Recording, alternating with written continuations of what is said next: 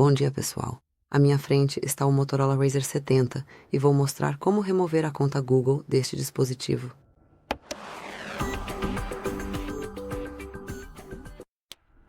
Então, primeiro de tudo, entre nas configurações. Depois, encontre e selecione Contas, Senhas, Chaves de acesso e Contas. E aqui você tem a conta que está logada neste dispositivo. Então, deixe-me selecioná-la. E quando você quiser removê-la, tudo o que precisa fazer é selecionar Remover Conta. Confirme que você deseja remover esta conta. Toque em OK. Insira sua impressão digital ou padrão, o que você usar, o que você preferir. E é isso. Como você pode ver, ela não está mais conectada a este dispositivo. Obrigado por assistir. Por favor, inscreva-se em nosso canal e deixe seu like.